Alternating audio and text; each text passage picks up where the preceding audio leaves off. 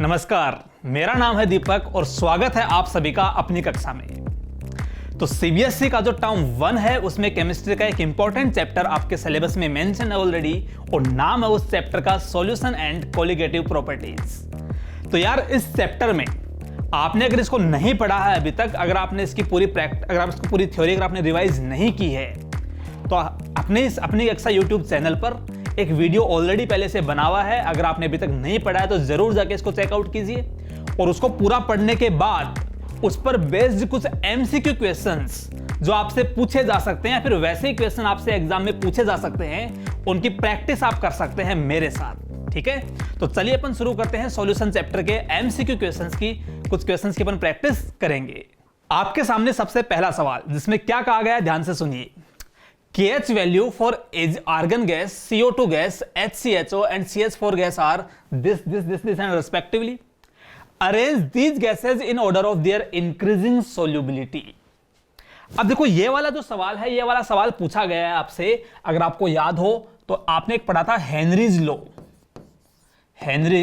Law, ठीक है, जिसमें आपको यह बताया गया था कि किसी भी गैस का, कोई मान लो कोई आपके पास में कोई गैस है, उसकी अगर मैं बात करूं सोल्यूबिलिटी की, तो उसको अपन मेजरमेंट करते थे उसकी मोल फ्रैक्शन से और आपको बताया गया था कि pressure is equal to KH into X, जहां पे KH क्या होता था, KH होता था हेनरीज कांस्टेंट।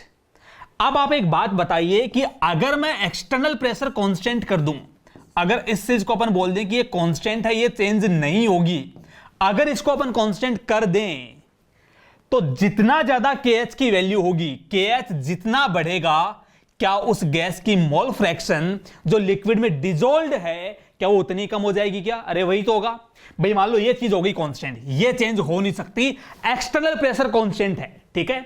अब तुम जितना KH बढ़ाओगे उतना ही x की वैल्यू क्या होगी, कम होगी। और x क्या बताता है, x आपको बताता है उसकी मोल फ्रैक्शन के बारे में।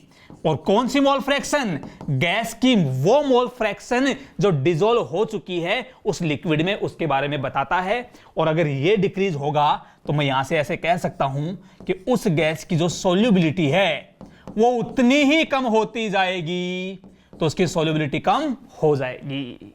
क्या आपको बात समझ में आई कि नहीं आई? तो ये जो सवाल आपसे पूछा गया था, जो बेहतरीन सवाल आप देख पा रहे हैं बोर्ड पर आपके सामने, वो क्या था, सुनिए। अगर एक्सटर्नल प्रेशर कांस्टेंट है तो जितनी ज्यादा गैस के लिए KH की वैल्यू होगी, उस गैस की सोल्यूबिलिटी किसी गिवन लिक्विड में उतनी ही कम हो जाएगी। ये आपका कॉन्सेप्ट था, ठीक है। तो आप देखिए इसमें से सबसे ज्यादा KH वैल्यू जो है वो आर्गन गैस के लिए है, तो इसकी सोल्यूबिलिटी सबसे कम होनी चाहिए। या तो C ऑप्शन होगा या फिर D ऑप्शन होगा, दोनों में से कोई एक होगा, ठीक है। दूसरी बात सुनिए, उसके बाद नेक्स्ट कौन था, नेक्स्ट इनमें से था 1.67, तो आपका सेकंड नंबर पे CO2 होगा। तो पहले आर्गन है, सेकंड नंबर पे CO2 है, ऐसा एक ही ऑप्शन है, मतलब यही इसका सही आंसर है। तो पहला सवाल था आपके सामने हेनरीज लॉ से, जो डिस्क्राइब करता है, जो डिफाइन करता है कि कोई गैस जब किसी लिक्विड में डिसॉल्व होती है तो वो कितना डिसॉल्व होगी, कितना नहीं होगी, वो चीज समझाता है हेनरीज लॉ, ठीक है। चलिए बढ़ते हैं अपन अगले सवाल की तरफ। नेक्स्ट क्वेश्चन क्या कहा जा रहा है इसमें, विच of the following factor affect solubility of gaseous solute in fixed volume of liquid solution. Again जो मैंने आपको कॉन्सेप्ट अभी अभी सिखाया उस पर बेस्ड फिर से एक सवाल आपके सामने आ चुका है। सुनिए क्या कहना चाह रहा है कि जब हम, एक बार इसको ध्यान से सुनिए, कि मान लो ये कोई लिक्विड है, ये कोई लिक्विड है और ये कंटेनर क्लोज्ड है। अब मान लो मैं इसके अंदर एक गैस है उसको डिसॉल्व करना चाह रहा हूं, ये गैस है, मैं किसी कांस्टेंट प्रेशर कांस्टेंट टेम्परेचर पे उस गैस को इसके अंदर मैं डिसॉल्व करना चाह रहा हूं, मान लो, ठीक है, इसको मैं डिसॉल्व करना चाह रहा हूं। यहां पर ये चीज समझ में आ गई सबको?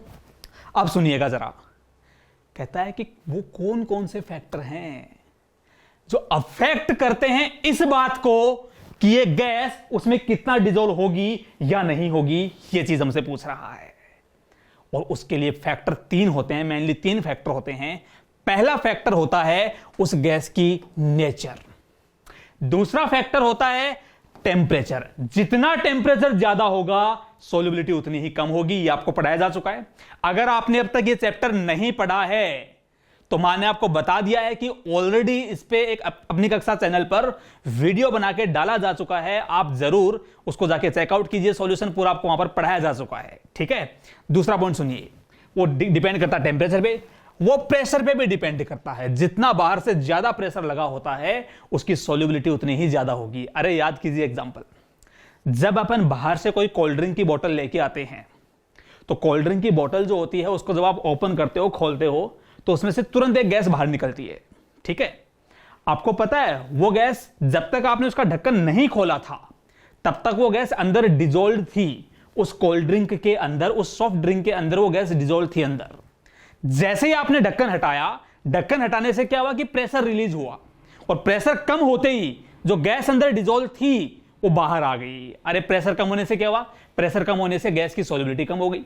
गैस की सॉल्युबिलिटी कम हो गई मतलब अब जो अंदर गैस थी वो कहां आ चुकी है, बाहर आ चुकी है। इसका मतलब मैं ऐसे कह सकता हूं कि उसको बहुत ज्यादा प्रेशर लगा के इसलिए बंद किया हुआ होता है जिससे कि वो गैस उसके अंदर डिजोल्व रह सके।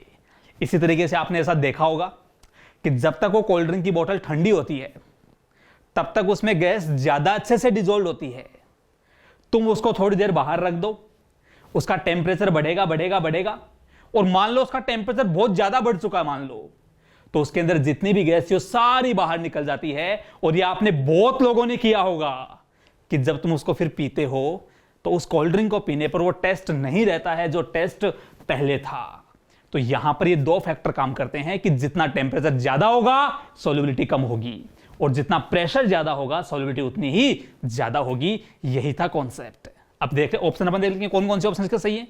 पहला, A and C at constant temperature, मतलब नेचर ऑफ सॉल्यूट पे डिपेंड करेगा, प्रेशर पे डिपेंड करेगा। अगर टेम्परेचर कांस्टेंट है तो सही बात है, बिल्कुल सही बात है। अरे भाई तीनों में से मैंने एक फैक्टर को कांस्टेंट रख दिया तो बाकी दो पर डिपेंड करेगा, मतलब पहला ऑप्शन क्या बोलो सही है। दूसरी बात सुनना, अगर मैं उसका प्रेशर कांस्टेंट कर दूं, दूसरे में कहा गया कांस्टेंट प्रेशर, अगर प्रेशर कांस्टेंट कर दोगे तो ऑब्वियस सी बात है इन दोनों पर डिपेंड करेगा, मतलब ए भी सही है और इसका आंसर बी भी सही है। सी में कह रहा है बी एंड सी ओनली, ना गलत बात है, तीनों पर डिपेंड करेगा। और लास्ट कहता है सी ओनली, वो भी गलत बात है। तो इसका सही आंसर होगा option A and option B. अगला सवाल आपके सामने, और सवाल क्या है ध्यान से सुनिएगा। यह कहता है intramolecular forces between two benzene molecules are nearly of same strength as those between two toluene molecules. मतलब एक तो आपके पास, मैं बेंजीन बना देता हूं आपके पास, ये कहना चाह रहा है कि अगर मान लो तुम्हारे पास दो बेंजीन के मॉलिक्यूल होते, ध्यान से सुनना, इसकी सवाल की भावनाओं को ध्यान से समझना, क्या कहना चाह रहा है। कह रहा है कि अगर तुम्हारे पास मान लो दो बेंजीन मॉलिक्यूल होते,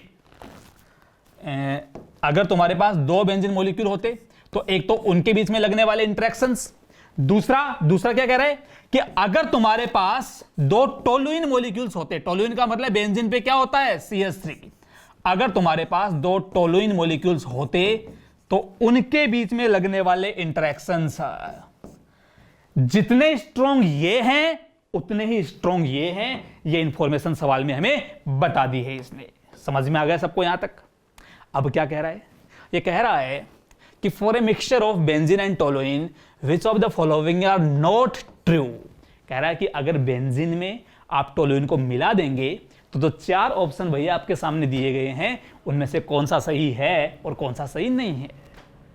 अब देखिए सवाल का आंसर सुनना, याद करो अगर आपने चैप्टर पहले पूरा पढ़ा है अच्छे से तो तुम्हें बताया गया था जब दो लिक्विड्स को आपस में मिलाते हैं तो मिलाने पर उनका जो रिजल्टेंट वेपर प्रेशर होता है वो कई बार तो आइडियल से ज्यादा आता है, अरे हाँ या ना आता है बोलो, और कई बार वो आइडियल से कम आता है। जब आइडियल से ज्यादा आता है तब हम ऐसा कहते हैं कि उसने पॉजिटिव डेविएशन शो किया है, और जब कम आता है तब अपन ऐसे कहते हैं उसने नेगेटिव डेविएशन शो किया है। याद आपको बात, कोई पॉजिटिव डेविएशन शो कर रहा है, कोई नेगेटिव कर रहा है, यह बात किस पर डिपेंड करती है, तो यह बात एक ही चीज पर डिपेंड करती है और वो होता है intermolecular forces of attraction. Intermolecular forces of attraction क्या होता है वो ऐसे होता है कि अगर ऐसा हुआ है कि जैसे इंटरेक्शन ए के पार्टिकल्स के बीच हैं, अगर लगभग वैसे ही इंटरेक्शंस बी के बीच में है तो ऐसा होता था कि ए और बी के बीच के इंटरेक्शन भी लगभग इनके कंपेरेबल ही होंगे, और जब ऐसा होता था तो बाद वाला टोटल वेपर प्रेशर उनके इनिशियल प्रेशर के सम के इक्वल ही होता था। याद आपको? और ऐसे सॉल्यूशन बताने थे राउल्ट लॉ को फॉलो करते हुए आइडियल सॉल्यूशन का फॉर्मेशन वो किया करते थे। क्या यहां पर वैसा ही केस नहीं है क्या? अरे तो मान लो कि जो तुम्हारा बेंजीन है वो ए है और जो टोलुइन है वो बी है, ऐसे मान लीजिए। क्या जब दो बेंजीन के पार्टिकल के बीच में जैसे इंटरेक्शन है वैसे ही टोलुइन के बीच में होना, क्या मतलब वो ये वाला केस नहीं बन गया क्या कि जैसे इंटरेक्शन यहां पर वैसे यहां पर है, तो मिलाने पर भी सिमिलर से इंटरेक्शन वहां पर रहे होंगे? क्या वो वाला केस नहीं बन गया? क्या बन गया? इसका मतलब ये कैसा मिक्सचर बन जाएगा? इन दोनों का मिक्सचर कैसा बन जाएगा? आइडियल। और अगर ये आइडियल मिक्सचर है तो ये भी सही बात है और ये भी सही बात है, ए भी सही है और बी भी सही है। दोनों बातें क्या बोले यहां पर? सही है। बात करते हैं सी के बारे में। सी क्या कहता है? This will form minimum boiling azeotrope. याद रखना, मिनिमम बॉइलिंग एजियोट्रोप वो बनाते हैं जो राउल्ट के लॉ से पॉजिटिव डेविएशन शो करते हैं। तो ये कोई भी मिनिमम बॉइलिंग एजियोट्रोप नहीं बनाएंगे। क्यों? क्योंकि ये है आइडियल सॉल्यूशन। ठीक है। D, this will not form ideal solution. गलत बात है, ये आइडियल सॉल्यूशन ही बनाएंगे। और सी और डी गलत बात है, इसलिए इस सवाल के सही आंसर हैं, क्योंकि हमसे करेक्ट स्टेटमेंट नहीं पूछे हैं, हमसे इनकरेक्ट स्टेटमेंट पूछा गया है, इसलिए इसके सही आंसर्स हैं सी एंड ऑप्शन डी। अगला सवाल, आपको बोला गया है कि relative lowering in vapour pressure is a colligative properties because. अब देखो, इस सवाल का आंसर देने के लिए मैं आपको सबसे पहले यह बताना चाहता हूं, सुनिएगा जरा ध्यान से, कि कोलिगेटिव प्रॉपर्टीज वो प्रॉपर्टीज होती हैं जो डिपेंड करती हैं किस चीज पर? वो डिपेंड करती हैं नेचर ऑफ सॉल्वेंट। ऑब्वियस सी बात है कि सॉल्वेंट के नेचर पे वो डिपेंड करती हैं, नेचर ऑफ सॉल्वेंट पर वो डिपेंड करती हैं जनरली। लेकिन उससे बड़ी बात यह है, उनका जो कोलिगेटिव प्रॉपर्टी नाम पड़ा है वो डिपेंड करती हैं नंबर ऑफ सॉल्यूट पार्टिकल्स पे डिपेंड करती हैं। वो एक तो ये उसकी बहुत बड़ी बात है कि वो नंबर ऑफ सॉल्यूट पार्टिकल्स पर ही डिपेंड करती हैं, और दूसरी बात वो इंडिपेंडेंट होती हैं। मैं लिख देता हूं यहां पर, मैं एग्जैक्टली लिख देता हूं कि वो इंडिपेंडेंट होती हैं। किससे? वो इंडिपेंडेंट होती हैं नेचर ऑफ सॉल्यूट पार्टिकल्स। मतलब उनसे, मतलब आप ऐसे कह सकते हो कि इस चीज से उस कोलिगेटिव प्रॉपर्टीज को कोई लेना देना नहीं है, वो मेनली इस चीज पर डिपेंड करते हैं। और जितने ज्यादा सॉल्यूट पार्टिकल होंगे उस सॉल्यूट की, उस सॉल्यूशन में कॉन्सेंट्रेशन भी उतनी ही ज्यादा होती है। ठीक है। तो जब उसकी कॉन्सेंट्रेशन उतनी ज्यादा होगी सॉल्यूट पार्टिकल की, तो मैं ऐसे कह सकता हूं कि कॉन्सेंट्रेशन जितनी ज्यादा, कोलिगेटिव प्रॉपर्टी की वैल्यू उतनी ज्यादा होगी। और मैं ऐसे भी कह सकता हूं कि आप ऐसे कह सकते हो number of particle of solute भी उतने ही क्या होंगे? ज्यादा होंगे। ठीक है। तो आप देख लीजिए इसमें कौन कौन से ऑप्शन सही हैं। It depends on concentration of a non electrolyte solute in solution and does not depend on nature of solute. मतलब ए सही बात बोल रहा है। ठीक है। बी क्या कह रहा है? It depends on number of particle of electrolyte solute in solution and does not depend on nature of solute particles. ये भी सही बात है। अरे तुम सॉल्यूट की कॉन्सेंट्रेशन बोल दो, तुम सॉल्यूट के नंबर ऑफ पार्टिकल बोल दो, दोनों बता तो उसके नंबर को ही रहे हैं, तो दोनों चीजों पर वो डिपेंड करेगा। सही बात है।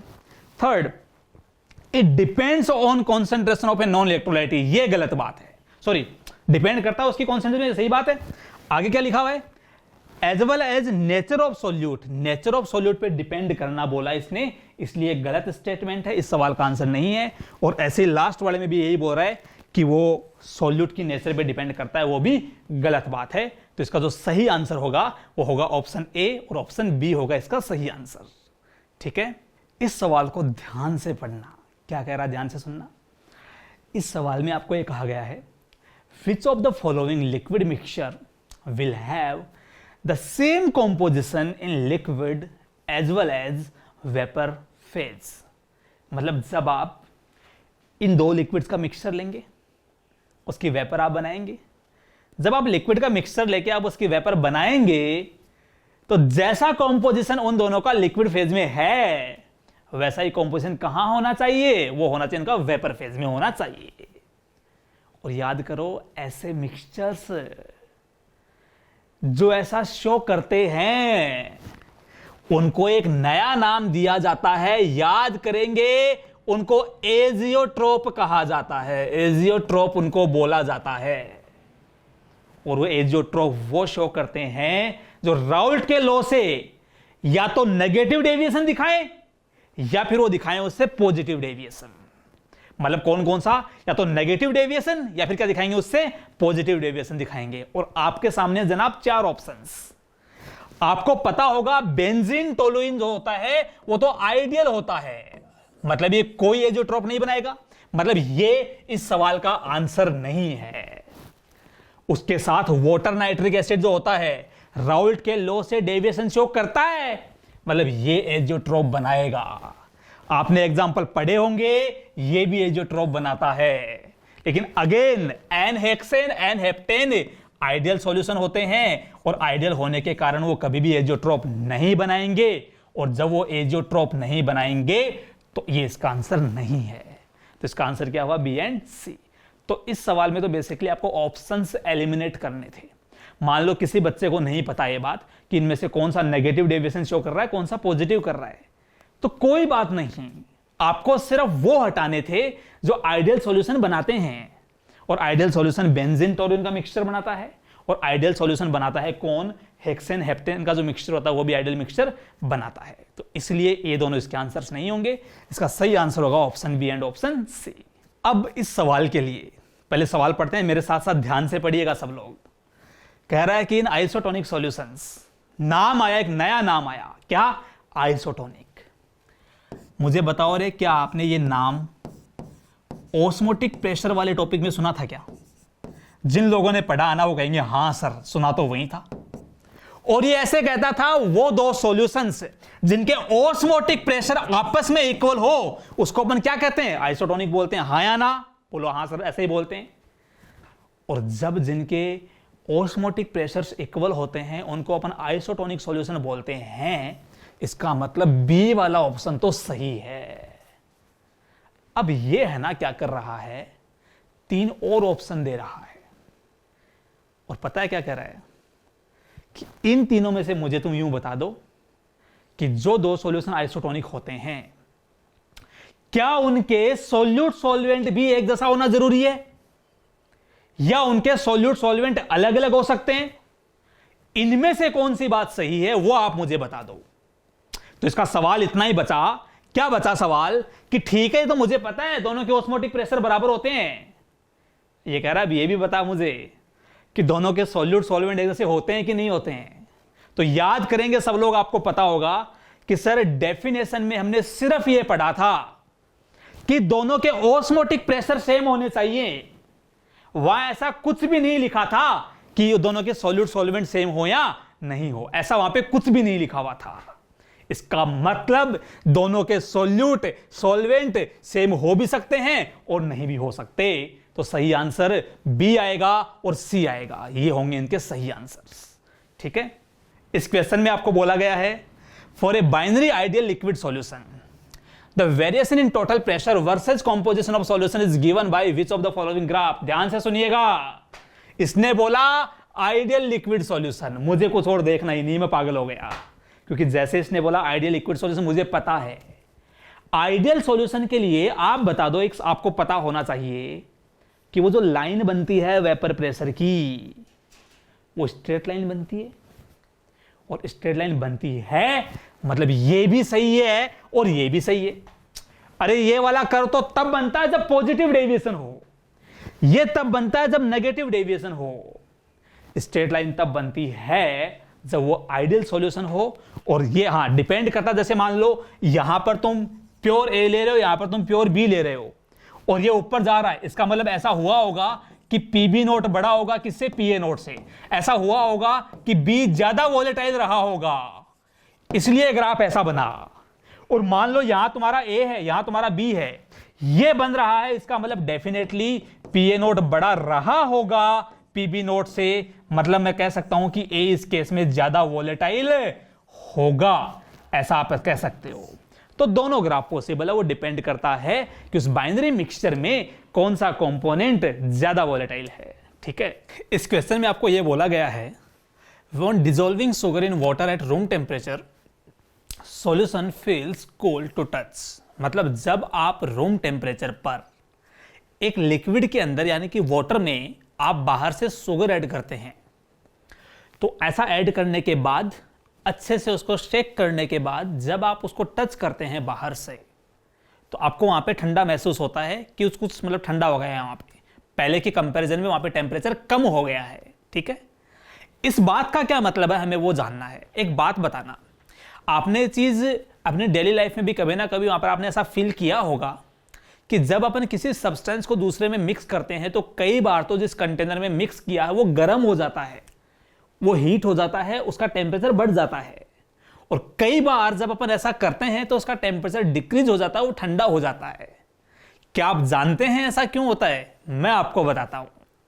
एक्चुअल में होता क्या है कि जब आप किसी सब्सटेंस को दूसरे में ऐड करते हैं तो दो टाइप के प्रोसेस हो सकते हैं। एक तो उससे हीट बाहर निकल सकती है, जब आप डिसॉल्व कर रहे हो तो उससे हीट बाहर निकल जाए, और दूसरा वो हीट एब्जॉर्ब कर सकता है। जब दो सब्सटेंसेस को मिलाने पर हीट बाहर निकलती है तब तो आपका जो बीकर है जिसमें आप ये मिक्सिंग कर रहे हो वो गर्म हो जाएगा, उसका टेम्परेचर बढ़ जाएगा। और जब किसी सिस्टम को या दो सब्सटेंसेस को आपस में मिक्स होने के लिए हीट चाहिए हो, एनर्जी रिक्वायर्ड हो, तब वो बीकर की जो वॉल्स हैं या जो सराउंडिंग है वहां से वो एनर्जी एब्जॉर्ब करता है, तो आसपास वहां पे सबका टेम्परेचर डाउन हो जाता है और वो ठंडे लगने लगते हैं। इसका मतलब एक बात बताइए कि जब आपने शुगर को पानी में डाला और पानी में डालने पर अगर वो ठंडा महसूस हो रहा है, इसका मतलब ये प्रोसेस जो है क्या वो प्रोसेस एंडोथर्मिक है क्या? तो आप बोलोगे हाँ सर सही बात है, ये प्रोसेस एंडोथर्मिक है क्योंकि इसने हीट एब्जॉर्ब की है, और हीट एब्जॉर्ब की है इसलिए आसपास का जो एनवायरनमेंट हो ठंडा हो गया। समझ में आ गई बात आपको? तो ये तो था इसका पहला पॉइंट कि प्रोसेस एंडोथर्मिक है। दूसरी बात सुनिए, under which of the following cases dissolution of sugar will be most rapid, मतलब इन कंडीशंस में से कौन सी कंडीशन उसके डिसोल्यूशन के लिए ज्यादा फेवरेबल है, यह हमें बताना है। समझ गए यहां तक? तो अपन कैसे बताएंगे सुनिए। देखो एक चीज तो मैं समझ गया कि अगर आपका प्रोसेस एंडोथर्मिक है तो मैं जितनी उसको हीट ज्यादा सप्लाई करूंगा उतना वो प्रोसेस फास्ट होगा। तो एक तो मुझे समझ में आ गया कि मुझे उसके लिए टेम्परेचर बढ़ाना पड़ेगा जिससे कि प्रोसेस जो है वो फास्ट हो जाए। जितना मैं हीट करूंगा उतना टेम्परेचर बढ़ेगा, जितना टेम्परेचर बढ़ेगा उतना प्रोसेस और फास्ट होगा। तो पहली चीज तो है कि टेम्परेचर वहां पे ज्यादा होना चाहिए। दूसरी बात, आप अगर इस ऑप्शन को मान लो, इस वर्ड को शुगर क्रिस्टल इसको, और अगर आप इसको पाउडर शुगर, दोनों को ध्यान से देखें तो दोनों में क्या फर्क है।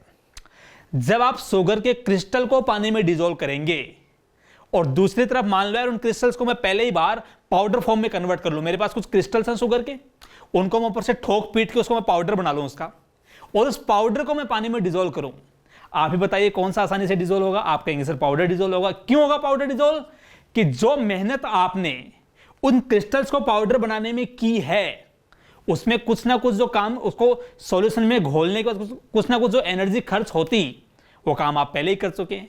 तो पाउडर फॉर्म को घोलना आसान है as compare to crystal form.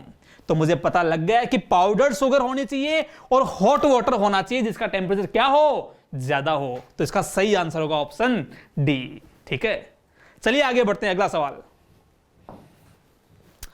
इसमें आपको बोला गया एट इक्विलिब्रियम, नया नाम आया है। वैसे नया नाम नहीं है, 11th क्लास में आपने एक चैप्टर पढ़ा होगा केमिकल इक्विलिब्रियम, आयनिक इक्विलिब्रियम, वहां पर आपको सिखाया गया था कि जब फॉरवर्ड रिएक्शन की रेट बैकवर्ड के बराबर हो जाए, जब दोनों सेम रेट से जाएं, तो उसको अपन कहते हैं इक्विलिब्रियम। ठीक है, the rate of dissolution of A solid solute in A volatile liquid solvent is, मतलब क्या कह रहा है कि आप एक प्रोसेस करवा रहे हो डिसोल्यूशन। डिसोल्यूशन मतलब किसी एक सब्सटेंस को दूसरे में घोलना, यह एक प्रोसेस है। ठीक है, अगर एक प्रोसेस डिसोल्यूशन है तो डेफिनेटली उसका जो रिवर्स प्रोसेस होता है उसको आपने पढ़ा होगा, इसको अपन कहते हैं क्रिस्टलाइजेशन। क्या बोलेंगे इसको अपन? क्रिस्टलाइजेशन। बात सबको समझ में आ गई? यह कह रहा है कि डिसोल्यूशन की रेट इक्विलिब्रियम पर किसके बराबर होती है? तो हम सब जानते हैं कि फॉरवर्ड रिएक्शन की रेट बैकवर्ड के इक्वल होती है। तो मैं डायरेक्टली बोल दूंगा exactly equal to rate of crystallization. C होगा इसका बच्चों सही आंसर। अब बात करते हैं अपन इस अगले सवाल के बारे में जो आपके सामने स्क्रीन पर होगा, और देखिए इसको ध्यान से। कह रहा है कि maximum amount of A solid solute that can be dissolved in a specified amount of A given liquid solvent does not depend on. क्या कहना चाह रहा है? ये कहना चाह रहा है कि मान लो तुम्हारे पास एक कंटेनर में एक लिक्विड है और इस लिक्विड की कुछ फिक्स्ड अमाउंट है, ठीक है। उसमें आप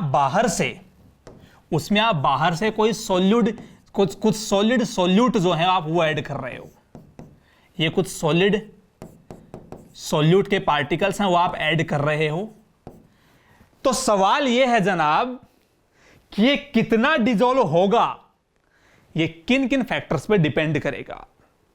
तो देखो, दो चीजें तो आप जानते ही हो, हमेशा आपको बताइए। सॉल्यूट कौन है उसकी नेचर पे डिपेंड करता है, सॉल्यूट आपका कौन है उस पर वो डिपेंड करता है। दो चीजें आपको समझ में आ गई। अरे सबको समझ में आ गया है कि किस किस पर वो डिपेंड करेगा?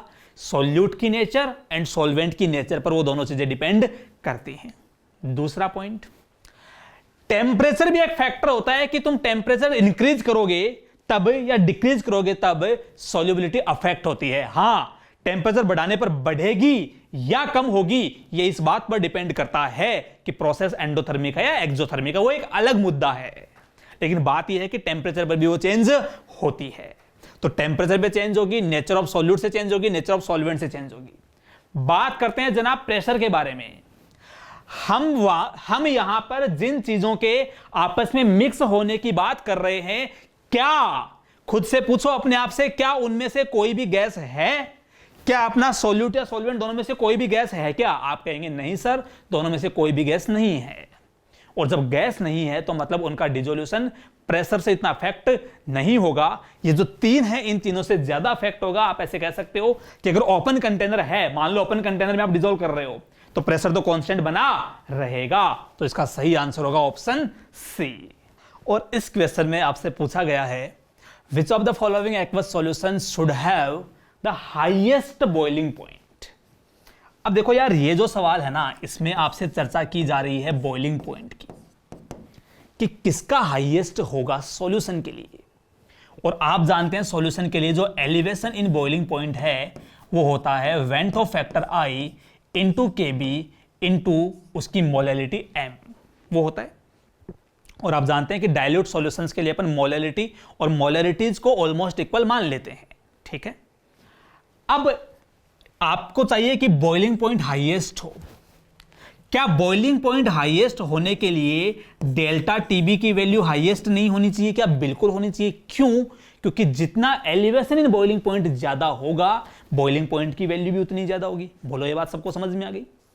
अच्छा, और जितना डेल्टा टीबी ज्यादा होता है, तो डेल्टा टीबी के ज्यादा होने के लिए एक तो केबी की वैल्यू ज्यादा होनी चाहिए।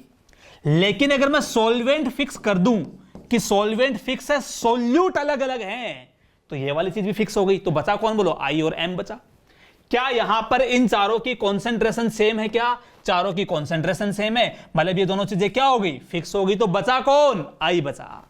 तो मैं ऐसे बोल दूंगा कि जितना आई ज्यादा होगा उतना डेल्टा टीबी ज्यादा होगा, जितना डेल्टा टीबी ज्यादा होगा बॉइलिंग पॉइंट की वैल्यू उतनी ही ज्यादा होती है। अब बात कर लेते हैं कि आई की वैल्यू कौन से के लिए कितनी कितनी है। पहले मैं यहां लिख लेता हूं, NaOH की बात कर लेता हूं। देखो, NaOH जब वाटर में जाके आयनाइज होगा तो 2 आयन देगा, मतलब यहां पर आई की वैल्यू 2 हो गई। मैं बात करता हूं आगे Na2SO4 की। जब ये जाके डिसॉल्व होगा सॉल्यूशन में तो 3 आयन देगा। 3 कौन कौन? 2 तो होंगे सोडियम और 1 कौन होगा? सल्फेट होगा। तो यहां पर आई की वैल्यू 3 हो गई। अमोनियम NH4NO3, अमोनियम नाइट्रेट के लिए उसकी वैल्यू कितनी होगी? 2। कौन कौन से आयन? अमोनियम आयन और नाइट्रेट आयन। और सिमिलरली पोटेशियम नाइट्रेट के लिए उसकी वैल्यू 2 होगी। तो हाईएस्ट वैल्यू आई की बी के लिए है, और बी की जब आई की वैल्यू हाईएस्ट होगी तो डेल्टा टीबी हाईएस्ट होगा। डेल्टा टीबी अगर हाईएस्ट है तो बॉइलिंग पॉइंट की वैल्यू भी हाईएस्ट होगी। इसका सही आंसर है क्या? Option B. अगला सवाल देखिए, इसी में नेक्स्ट क्वेश्चन जो क्या कह रहा है, the unit of ebullioscopic constant is. आपको पता है इब्लियोस्कोपिक कांस्टेंट होता है केबी, और आप ये भी जानते हैं कि delta TB is equal to होता है I into KB into M. होता है कि नहीं होता? डेल्टा टीबी ये सिर्फ एक टेम्परेचर है, तो इसकी जो यूनिट होगी वो क्या होगी, केल्विन हो जाएगी। आई यूनिटलेस क्वांटिटी है, केबी की यूनिट हमें जाननी है, मोलेलिटी की यूनिट होती है मोल पर किलोग्राम, तो इसकी यूनिट हमें पता लगानी है। इसको आप एक्स मान लो एक बार के लिए, तो यहां से एक्स की यूनिट क्या हो जाएगी, वो हो जाएगी केल्विन किलोग्राम पर मोल। तो ये आ जाएगा इसका आंसर, केल्विन किलोग्राम पर मोल। और केल्विन मोलेलिटी इनवर्स एक ही बात है। अरे भाई ये मोलेलिटी तो होगी ना, तो ये ए होगा इसका सही आंसर। अगला सवाल क्या कह रहा है, इसमें ध्यान से सुनिएगा। In comparison to 0.01 molar solution of glucose, the depression in freezing point of a 0.01 molar MgCl2 solution is. Again देखिए, डिप्रेशन इन फ्रीजिंग पॉइंट मतलब क्या होता है बताओ, डेल्टा TF होता है। बराबर किसके होगा, I into KF into M के बराबर होगा। अगर सॉल्वेंट सेम है तो KF फिक्स हो गया, साथ ही साथ जो मोलेलिटी है वो मोलेलिटी क्या हो गई बोलो, कांस्टेंट हो गई। तो बचा कौन यहां पर, I, जिसका I ज्यादा, depression in freezing point delta TF की वैल्यू उतनी ही क्या होगी, ज्यादा होगी। और I की वैल्यू ज्यादा किसके लिए होगी बोलो, MgCl2 के लिए। क्यों, क्योंकि ग्लूकोज जो होता है, अरे ग्लूकोज जो होता है वो होता है एक नॉन इलेक्ट्रोलाइट, और जो नॉन इलेक्ट्रोलाइट्स होते हैं उसके लिए I कितना होता है बोलो, 1 होता है। जबकि MgCl2 जो होगा वो सॉल्यूशन में जाके 3 आयन देगा, कौन कौन से, मैग्नीशियम 2+ और 2 Cl-। तो यहां पर I की वैल्यू 3 होगी। तो जब I ज्यादा तो मैं बोल दूंगा 3 टाइम्स ज्यादा होगा। अरे देख रहे हो ना, इसके लिए I 1 है, इसके लिए I 3 है। अगर I 3 टाइम्स तो डेल्टा TF भी क्या होगा, 3 टाइम्स होगा। ठीक है, तो इस तरीके से अपन ऐसे क्वेश्चंस को डील कर सकते हैं।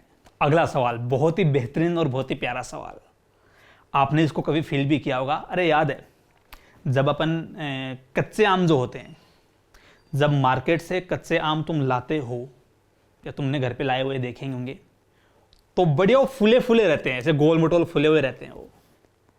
और जब हम उसी मैंगो का या उसी आम का अचार बनाते हैं, तो अचार में डालने के बाद, अचार में जाने के बाद जब उसको अपन अचार खाते हैं उसको अपन, तो पूरा मैंगो बेचारा पिचक जाता है, जैसे उसको किसी ने चूस लिया हो। ऐसा क्यों होता है? आंसर ये है कि जब हम अचार बनाते हैं तो हमारे पास वहां पर एक सोल्ट का सॉल्यूशन होता है। अरे सोल्ट का सॉल्यूशन का मतलब ये हो गया कि वहां पर बहुत सारा मसाला होता है उसके अंदर, ठीक है, और साथ ही साथ नमक तो होता ही होता है, मसाला होता है, नमक होता है, एक सोल्टी सॉल्यूशन होता है वहां पर। जब तुम इस सॉल्यूशन के अंदर मान लो बाहर से तुमने क्या करा, बाहर से मान लो, मैं यहां पे बना के बता देता हूं, तुमने क्या करा बाहर से कि तुमने वहां पर एक मैंगो तुमने उसके अंदर डाल दिया, कुछ मैंगो मान लो तुमने उसके अंदर डाल दिया ऐसे, ठीक है, तुमने उसके कुछ मैंगो डाल दिए उसमें, ठीक है। तो होता क्या है कि जैसे ही वो मैंगो सॉल्टी सॉल्यूशन में जाएगा तो उस कच्चे आम के अंदर जो भी सॉल्वेंट पार्टिकल थे वो ऑस्मोसिस प्रोसेस के थ्रू सोल्ट जो सॉल्यूशन है उसके अंदर बाहर आ जाते हैं। अरे यहां पर ऑस्मोसिस होगा भाई, उस जो मैंगो जो है, जो कच्चा आम जो है, उस कच्चे आम के अंदर क्या है, सॉल्वेंट के रूप में कौन है, मान लो वाटर है, और बाहर सॉल्यूशन है चारों तरफ। तो वहां होता है ऑस्मोसिस, जिसमें प्योर सॉल्वेंट से सॉल्यूशन की तरफ सॉल्वेंट का फ्लो होता है। तो कुछ देर बाद या कुछ टाइम बाद ये जो मैंगो, ये जो कच्चा आम पहले फुला हुआ था, वो कुछ देर बाद सिकुड़ जाता है। बस यही तुमसे सवाल पूछा गया, ध्यान से पढ़िए इसको। An unripe mango placed in concentrated salt solution to prepare pickle shrivels because process का नाम क्या बोलो, osmosis। तो इसमें लिखा हुआ है it loses water due to reverse osmosis। Reverse osmosis नहीं होगा भाई यहाँ पे, it loses water due to osmosis। अरे रिवर्स ऑस्मोसिस तो वो होता है जिसमें उल्टा हो, जिसमें सोल्ट से सॉल्वेंट की तरफ वाटर जाए। यहां ऐसा नहीं हो रहा, यहां पर सिंपल क्या हो रहा है, ऑस्मोसिस हो रहा है, ठीक है। तो इस क्वेश्चन में आपको यह बोला गया है at a given temperature osmotic pressure of a concentrated solution of a substance। मतलब क्या कह रहा है कि टेम्परेचर फिक्स है और किसी एक सॉल्यूशन के ऑस्मोटिक प्रेशर के बारे में आपसे पूछ रहा है। तो आप जानते हैं ऑस्मोटिक प्रेशर का फॉर्मूला होता है pi is equal to ICRT। अगर टेम्परेचर कांस्टेंट है तो आप जानते हैं कि T तो कांस्टेंट है ही है, R वैसे ही कांस्टेंट होता है। तो मैं ऐसे कह सकता हूं कि pi is directly proportional to concentration. हाँ, मैं ये मान रहा हूं कि जो आई की वैल्यू वो सेम है उस पर्टिकुलर इलेक्ट्रोलाइट सॉल्यूट के लिए। ठीक है, आई की वैल्यू उसके लिए फिक्स है। अब देखो, जितनी ज्यादा कॉन्सेंट्रेशन होगी पाई की वैल्यू उतनी क्या होगी, ज्यादा होगी। तो नीचे आपको बोला कि is higher than that of a diluted solution. सही बात है। क्यों? क्योंकि आप जानते हैं कि जैसे ही आप करोगे डाइल्यूशन, तो डाइल्यूशन करने से वॉल्यूम बढ़ेगा, वॉल्यूम बढ़ने से कॉन्सेंट्रेशन डिक्रीज होगी, कॉन्सेंट्रेशन डिक्रीज होने से ऑस्मोटिक प्रेशर भी डिक्रीज होगा। इसीलिए मैं बोल दूंगा कि कॉन्सेंट्रेटेड सॉल्यूशन का ऑस्मोटिक प्रेशर डाइल्यूट सॉल्यूशन से ज्यादा होता है। तो ये इसका सही आंसर होगा ऑप्शन ए। चलिए बात करते हैं अपन इस क्वेश्चन की, ध्यान से सुनना। Which of the following statement is false, कि इनमें से कौन सा स्टेटमेंट है वो गलत है, आपको वो बताना है। पहला क्या कहता है कि two different solutions of sucrose of same molality prepared in different solvent will have the same depression in freezing point. ध्यान से सुनना इसकी बात। दो सुक्रोज के अलग अलग सॉल्यूशंस हैं। जैसे मान लो मैं आपको यहां समझाऊं, सॉरी, अगर अपन बात करें इसमें कि मान लो आपके पास एक सॉल्यूशन है, उसमें भी सुक्रोज है लेकिन साथ में सॉल्वेंट है कोई ए नाम का। दूसरा सॉल्यूशन है, उसमें भी है तो सॉल्यूट सुक्रोज ही, सॉल्यूट इसमें भी कौन है बोलो, सुक्रोज है, और दूसरा सॉल्वेंट यहां पर कौन है बोलो, बी है। इसकी जितनी मोलेलिटी है उतनी ही इसकी मोलेलिटी है। तो एक बात आप बताइए, जब सॉल्वेंट डिफरेंट हो जाए तो सॉल्वेंट की नेचर पर डिपेंड करती है कोलिगेटिव प्रॉपर्टी की वैल्यू। अगर सॉल्वेंट डिफरेंट तो कोलिगेटिव प्रॉपर्टी की वैल्यू भी क्या होगी, डिफरेंट होगी। इसका मतलब आप ऐसा नहीं कह सकते कि अगर दोनों की मोलेलिटी सेम है, दोनों सुक्रोज हैं, तो दोनों के डिप्रेशन इन फ्रीजिंग पॉइंट भी सेम होंगे। वो सेम नहीं होते हैं, मतलब जो ऑप्शन ए है वो गलत है, इसलिए इस सवाल का सही आंसर है। ठीक है, दूसरा ऑप्शन बी की चर्चा करते हैं। ऑप्शन बी में आपको क्या कहा गया है, ध्यान से सुनिएगा। The osmotic pressure of a solution is given by equation pi is equal to CRT where C is molarity of solution. सही बात है, pi is equal to CRT होता है, सही बात है। नेक्स्ट क्या कह रहा है, decreasing order of osmotic pressure for 0.01 molar aqueous solution और बेरियम क्लोराइड, पोटेशियम क्लोराइड, सब आपको दे रखा है। अब देखो, आपसे पूछा गया डिक्रीजिंग ऑर्डर ऑस्मोटिक प्रेशर का, सबकी मोलरिटी क्या है, सेम है, तो इस बार वो किस पर डिपेंड करेगा, आई पर डिपेंड करेगा। अरे pi is equal to ICRT ही तो होता है, टेम्परेचर फिक्स है, कॉन्सेंट्रेशन सेम है, तो बचा कौन, आई। बेरियम क्लोराइड के लिए आई कितना होगा, 3 होगा, अरे 3 आयन देगा ना वो। KCl के लिए कितना होगा, 2 होगा। एसिटिक एसिड के लिए कितना होता है, 1 से ज्यादा होता है क्योंकि ये वीक इलेक्ट्रोलाइट है। और सुक्रोज के लिए कितना होता है बोलो, 1 होता है। तो जो सही आंसर है वो मतलब सी जो है वो सही बात है। डी की बात करते हैं। डी क्या कह रहा है, according to Raoult's law the vapour pressure exerted by a volatile component of a solution is directly proportional to mole fraction of solvent। ये भी सही बात है। राउल लॉ कहता है कि किसी सॉल्यूशन में उस सॉल्यूशन का जो वेपर प्रेशर होता है वो कितना ज्यादा होगा, ये इस बात पर डिपेंड करता है कि सॉल्वेंट की मोल फ्रैक्शन कितनी होती है। मतलब ऑप्शन बी, सी, डी तीनों बिल्कुल सही हैं, इसलिए इस सवाल के आंसर नहीं है। इस सवाल का जो सही आंसर वो क्या होगा, ऑप्शन ए होगा। इस क्वेश्चन में आपको ये बोला गया है कि which of the following statement is false. पहला क्या कह रहा है, unit of atmospheric pressure and osmotic pressure are the same. सही बात है। अरे चाहे ऑस्मोटिक प्रेशर हो चाहे आपका नॉर्मल प्रेशर हो, दोनों की जो यूनिट हो वो दोनों के लिए क्या होती है, सेम होती है। तो ए तो सही बात है। बी क्या कहता है, B in reverse osmosis solvent molecule move through a semi permeable membrane from a region of lower concentration to a region of higher concentration. पहले एक बार समझो, मान लो ये एक सेमी परमिएबल मेम्ब्रेन है, इधर कॉन्सेंट्रेशन कम है, इधर कॉन्सेंट्रेशन ज्यादा है। मतलब जिधर कॉन्सेंट्रेशन कम उधर सॉल्वेंट ज्यादा होगा, और जिस तरफ कॉन्सेंट्रेशन ज्यादा उधर सॉल्वेंट कम होगा। क्या ऑस्मोसिस के नॉर्मल केस में जो सॉल्वेंट का फ्लो होता है वो ज्यादा सॉल्वेंट से कम की तरफ होता है क्या? बिल्कुल सही बात है, ज्यादा से कम की तरफ होता है।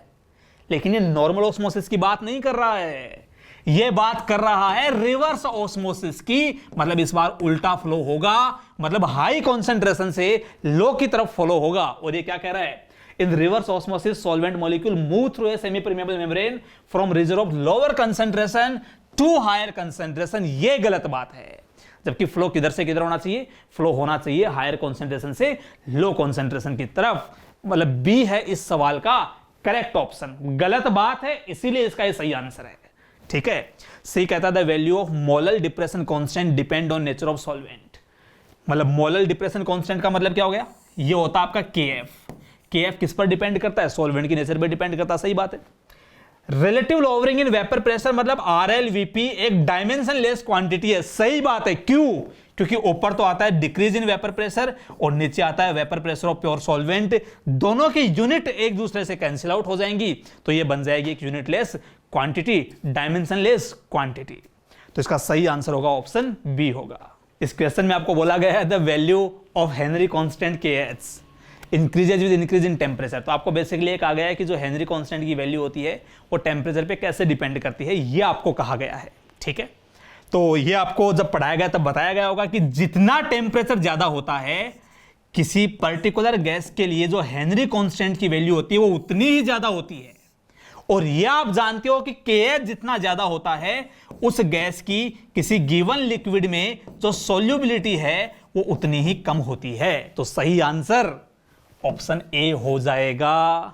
तो इस क्वेश्चन में हमें क्या बोला गया है, इसमें कहा गया है कि the value of Henry constant KH is greater for the gas with higher solubility. तो देखो, इसको आप समझने से पहले आपको मैंने अभी थोड़ी देर पहले जैसे लास्ट वाला क्वेश्चन था उसमें भी आपको बताया था कि जिस गैस की सोल्यूबिलिटी जितनी कम होती है उसके लिए KH की वैल्यू उतनी क्या होती है, ज्यादा होती है। तो सेम सवाल इसमें पूछा गया है कि greater for the gas with higher solubility, gas की सोल्यूबिलिटी जितनी ज्यादा उतना ही हेनरी कांस्टेंट की वैल्यू उसके लिए ज्यादा होगी। तो गलत बात हो गई। Greater for gas with lower solubility, जिस गैस की सोल्यूबिलिटी कम उसके लिए KH की वैल्यू ज्यादा। तो ये वाला जो है ये है इसका सही आंसर ऑप्शन बी। ठीक है, तो यार ये कुछ क्वेश्चन थे सॉल्यूशन चैप्टर से, कोलिगेटिव प्रॉपर्टीज वाले चैप्टर से, जो मैंने आपके लिए अलग अलग पिक किए थे अलग अलग जगह से, जिससे कि आपकी एक पूरे चैप्टर की प्रैक्टिस हो सके। ठीक है, साथ ही साथ हर एक चैप्टर की तरह हर एक मतलब जो MCQ सीरीज है उसकी तरह मैं ये कोशिश करता हूं तुम्हें ये समझाने की कि आपके उन MCQ के साथ साथ कुछ कॉन्सेप्ट भी क्लियर हो जाएं। ठीक है, अगर मैं आपको ओवरऑल बताऊं इस चैप्टर के बारे में तो कुछ ये मतलब टॉपिक्स हैं जो आपको अच्छे से करने हैं। अगर मैं स्टार्टिंग से बिल्कुल शुरुआत से आपको बताऊं तो आपको सबसे पहले यह पता होना चाहिए कि सॉल्यूशन क्या होता है। ठीक है, सॉल्यूशन एक होमोजेनियस मिक्सचर होता है सॉल्यूट सॉल्वेंट का, वो सब आपको पता होना चाहिए। साथ ही साथ आपको थोड़ा सा सॉल्यूशन में यह भी आइडिया होना चाहिए कि जो कॉन्सेंट्रेशन है उस कॉन्सेंट्रेशन का क्या मतलब है और उस कॉन्सेंट्रेशन की अलग अलग जो यूनिट्स होती हैं उस कॉन्सेंट्रेशन की अलग अलग, जैसे मोलरिटी, मोलैलिटी, मोल फ्रैक्शन, वो सब क्या क्या होते हैं और उनके बीच में रिलेशन क्या होते हैं, ये बातें आपको पता होनी चाहिए। ठीक है, उसके बाद सॉल्यूशन में अपन स्पेसिफिकली इस चैप्टर में कुछ ये पढ़ते हैं लिक्विड सॉल्यूशन के बारे में। आपको पता होगा कि लिक्विड सॉल्यूशन का मतलब ये होता है जिनमें सॉल्वेंट आपका लिक्विड हो, जिनमें सॉल्वेंट कौन हो, लिक्विड हो। अब वो तीन हो सकते हैं, देखो वो सॉलिड इन लिक्विड भी हो सकता है, वो लिक्विड इन लिक्विड भी हो सकता है और वो गैस इन लिक्विड भी हो सकता है। तो ये तीनों इस चैप्टर में आपको कवर करने हैं। जैसे ये चीज हेनरीज कांस्टेंट में समझाई थी, ये चीज आपने राउल्ट्स लॉ वाले में देखी थी, ये भी आपने एक राउल्ट्स लॉ वाले में समझा था। तो ये अलग अलग कैटेगरीज आपको पता होनी चाहिए। ठीक है, साथ ही साथ उसके साथ साथ कुछ कोलिगेटिव प्रॉपर्टीज होती हैं, जो कोलिगेटिव प्रॉपर्टीज केवल और केवल डिपेंड करते हैं सॉल्यूट के नंबर ऑफ पार्टिकल्स पर। अच्छा, वो कोलिगेटिव प्रॉपर्टी कौन कौन सी होती हैं, वो होती हैं जैसे मान लो पहला आपके लिए हो गया RLVP, relative lowering in vapour pressure. दूसरा आपके लिए हो गया एलिवेशन इन बॉइलिंग पॉइंट। तीसरा आपके लिए हो गया डिप्रेशन इन फ्रीजिंग पॉइंट। और लास्ट हो गया आपके लिए ऑस्मोटिक प्रेशर। तो ये चार चीजें आपको पता होनी चाहिए। ठीक है, ये डिटेल में आपको अच्छे से पता होने चाहिए, इनके क्वेश्चंस मैं आपको करवा चुका हूं। ठीक है, तो यार ये इतना सा चैप्टर है, बहुत आसान सा छोटा सा चैप्टर है, जिसमें कुल मिला के 4 इनके फॉर्मूले हैं, उन पर बेस्ड कुछ क्वेश्चंस हैं जो आपको करने होते हैं। ठीक है, तो चलिए मिलते हैं अपन अगले वीडियो में किसी और कॉन्सेप्ट के साथ। तब तब तक के लिए पढ़ते रहिए, देखते रहिए अपनी कक्षा यूट्यूब चैनल पर। एक बेहतरीन कंटेंट आपको अवेलेबल करवाया जा रहा है उसको, और अपनी प्रिपरेशन को और स्ट्रॉन्ग करते रहिए। तब तक के लिए बाय।